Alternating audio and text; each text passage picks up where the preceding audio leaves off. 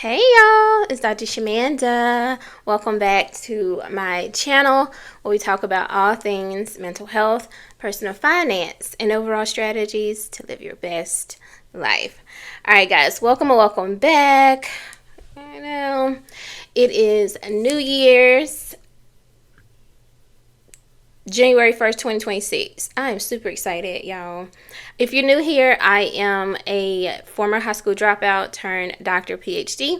And by profession, I'm a licensed therapist, licensed in mental health and addictions in North Carolina.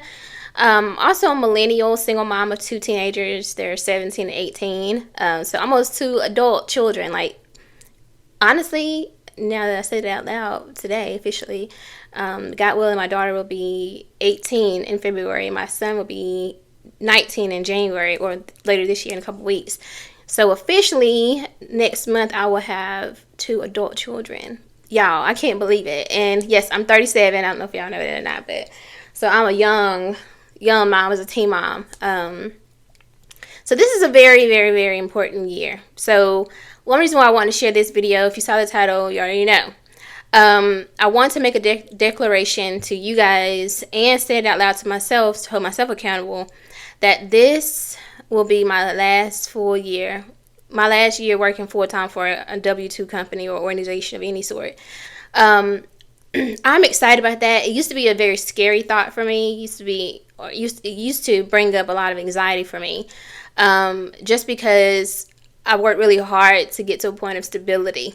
I'm a person, if you look at my resume, baby, I would come and go somewhere and be there for like 6 months, 8 months, maybe rarely a year, just because I mastered things really quick and I would get bored. And I'm like, And I just didn't like being in one place. Like, it just something about that just didn't sit right with me, because I'm like, okay, I've done this, I learned this, now I'm training all the new people, and I just got here technically myself, but this ain't it for me. Like, I should be doing something else. And I would go and do something else, and same thing. And I was like, at some point, though, as I started to mature and grow, I realized that, like, it's never been about the companies. It's just that I'm naturally an entrepreneur at heart. Like, y'all, I really am. And I didn't realize that for a long time. But the management stuff, the leadership stuff, that all comes with, leading your own company, your own brand, your own business, right? The research that I love to do. I love looking at different topics and options and strategies and systems, all that kind of stuff. Well, that's who I am, right? Obviously, the clinical work, I do really good clinical work. I know that I get really good feedback from patients and clients just throughout the years. And so, but I could be doing that for myself, right? My own business. Training people, right? I onboard most people that are hired in my departments, and this is every place I've ever worked for the most part. I'm always the person that onboards and trains, because leadership is like, oh, I like the way you do it, I want you to train. But it's like, well, why wouldn't you do that for your own business, your own company? Like, if you hire your own staff or your own team, like, all the things that I bring to an organization, I could do that for myself in my own business and pass that down to my children, who are now becoming young adults, or we could do something together, right? And so I'm just like, yeah, like, there's no reason. Like, what you waiting for? Because now you have your doctorate, you have your all my clinical licenses. I even have a supervisor's license. So you've been teaching for years. I took a pause on that because I'm like, y'all, I can't pay me. Like, I already have a production company. Like, there's so many. Like, listen, y'all. I even tried the group practice stuff recently, and I realized even that is like, I could do this myself. Like, you know what I'm saying? I don't need any oversight. I don't need anything like that. Like, I don't. So I'm just like, what are you doing? You are literally like working, making a small percentage of what the compensation is. I'll put it that way, especially when it comes to insurances and stuff. And for what? Because what are people really doing for you?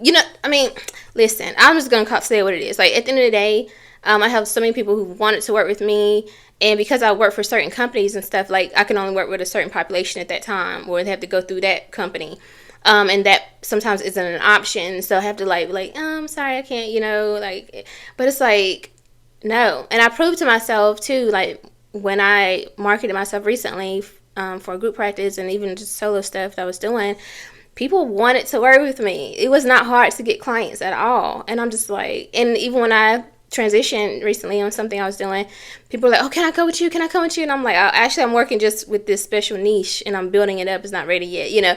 But anyway, y'all, I say all that to say that, like, this past year, I think it really taught me that, like, everything that companies hire me to do, I could be doing that for myself. And, like, there's no need. And now that I've been working through the anxiety, the fear, I don't feel that way. Like, I don't feel like staying somewhere. You know what I'm saying? And holding myself back when everything that I want and desire is literally on the other side of me pushing past the anxiety and the fear. Like, what you scared for? So I want to give you guys, some ideas, some things that I'm thinking in my mind, in regards to making this my last year working full time. Now, let me preface this. First, I'm okay with this being my last year, specifically in this role, because this is a grant funded role that I'm in. I've never shared that with you guys, but I think it's important for you to know that. And initially, it's like a 2-year role, 2-year grant funded role. And obviously, I did 1 year. So this year really could be the last year anyway. So really, it's perfect. You know, now more than likely it'll continue on, but you know.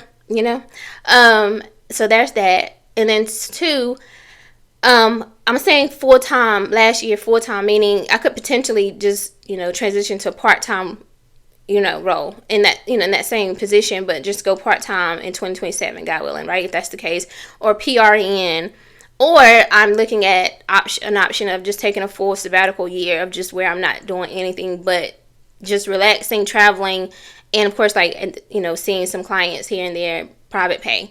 So that is an option for me too, but I'm so committed to this being the last year that I'm working full time. And if God so foresee that, for me, this is sooner than a year, I'm okay with that too. And that's just really where I'm at now. And that's why I'm like, I know that this ain't just something I'm doing because I would never do this. Not the old version of me anyway. I would be like, oh, heck no.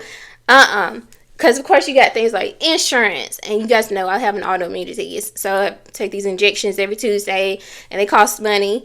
But actually it's so funny how God works. God is so amazing. Because the medication that is super expensive, Humira, if you guys know. Anyway, because of the insurance changed with the company, then my medication changed. And I went into this site that I was using before with the other company I was working with. And it's like $1,000 a month for this new medication. So I was like, oh yeah, I can figure that out. Versus what was it? $2,500 per injection pen for Humira without insurance. So that, again, I said, okay, God, the timing is crazy because I'm going to have to change that medication anyway. So thank you, God, for freeing me from that anxiety, right? Okay, so let's get into this. So number 1 is, sorry, I have my notes over here. Okay, number 1 is that this isn't about me hating my job. I'm just outgrowing the ceiling, right? Now, because I love what I do, and I work for a good company, right? I love working with the kids I work with and all that stuff, and yeah, but it ain't, listen, it has nothing to do with them. The idea of making a certain amount of money per hour don't fit right with me. The idea of having a cap on my salary doesn't resonate with me no more. The idea of having to sit in an office for so many hours a day, every day, or whatever, even a few days out of the week, even if it's hybrid, it don't sit right with me no more. Like, I want to and need to and deserve to own my time. Like, I put in almost 20 years into this field. There's no reason. If I'm not in management, honestly, I shouldn't even really be doing this, because at this point, I should be training people, either just supervising. Because really, you know what I'm saying? Or if I had my own specialty niche practice, which is what I'm focused on. Other than that, nah, that's for entry level people. I mean, I'm just being honest, right? And so it's not about me hating my job. I love my job. I really do enjoy what I do. That's why I can say 12 months, because if I didn't, I'd be like, oh no, baby, 3, maybe a month, But it's not that I hate my job. It's just that I've outgrown this system, like, completely. Number 2 is that this is a planned exit. It's not emotional escape, right? Like, I'm being very strategic with this. Now, let me preface, like I said, I'm in a space where, like, if something happened tomorrow, I'm okay. Like, okay, bet. All right, God, thank you for the redirection. Let's go. That's how I feel about it. Like, I'm so detached from this whole system, this situation. But it's not an emotional decision. I have truly been thinking about this like all year, because I've been going from here to here to here, and I'm like, yeah, something ain't right. And if nothing is working, that means that this whole system you're trying to box yourself into doesn't fit you no more. And stop trying to fit into this box. But I am being strategic, fulfilling my obligation and my commitment. Because like I said, it's like a 2-year grant. So technically, you know what I'm saying? So I'm planning this out, getting my money right, my finances right, all that kind of stuff. You already know I've been paying off debt all last year.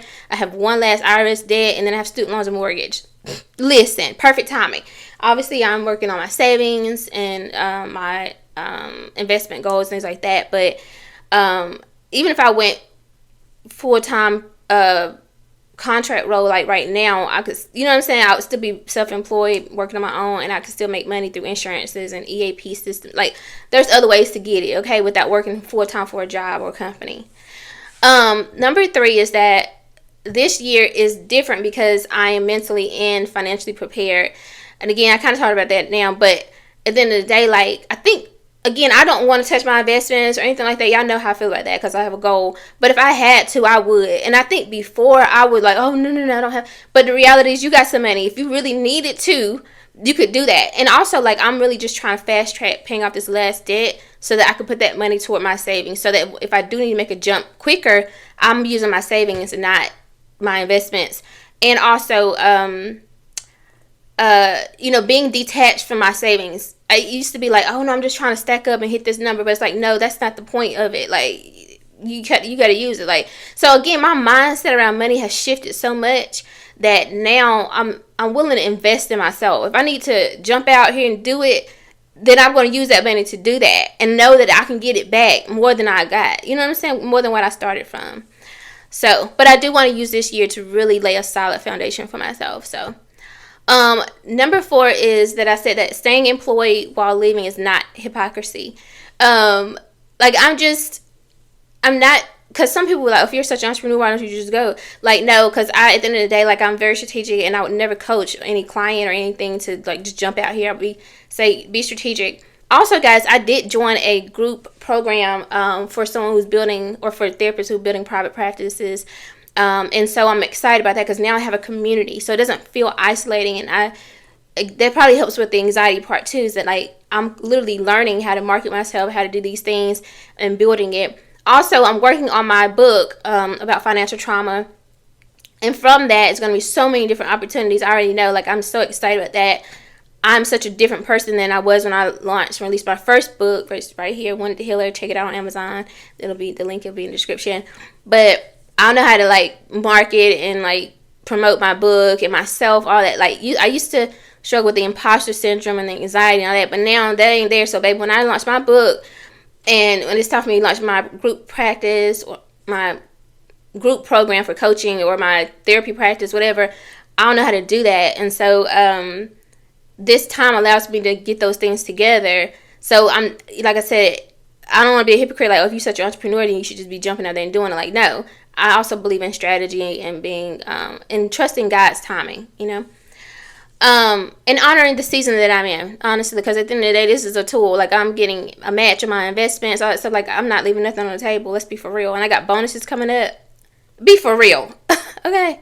Anyway, number 5 is that, y'all, I'm inviting you on this journey with me. I'm not selling you, like, this dream, right? I'm just documenting the journey. So I know there's some content creators, some YouTubers be like, oh, I'm going full-time as a content creator. I'm going full-time. Like, let's go do this.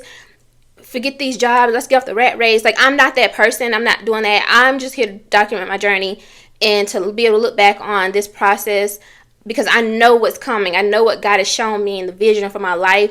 And I just want to be able to look back and see the version that I am now and who I become. And again, this is for other people because you might be going through the same thing. You might be having the same pull and call in your life. And so you'll be able to look at this and join on the journey. So if you have a goal or aspiration to go into, entrepreneurship in the near future, you can join me on this journey. I'm going to be authentic and real and genuine on this journey. Like, I'm not holding nothing back. I'm letting y'all know setbacks, challenges, stressors, whatever, as I go through this. So anyway, I said it, y'all. This is my last year full-time working for a company. Like, this is it. After this, baby, full-time self-employed entrepreneur. content creator, author, publisher, or not publisher, producer, excuse me, teacher, educator, listen, coach, therapist.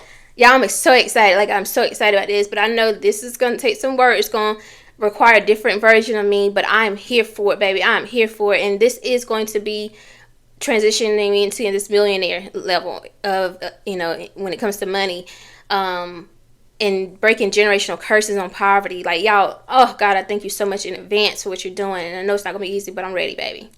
I'm ready. Okay, so join me these next 12 months. I'm going to be here. So if you like this video and you want to join me, like, comment, subscribe, share, and I'll see you guys in the next one. All right, Happy New Year. Let's get it, y'all. All right, bye.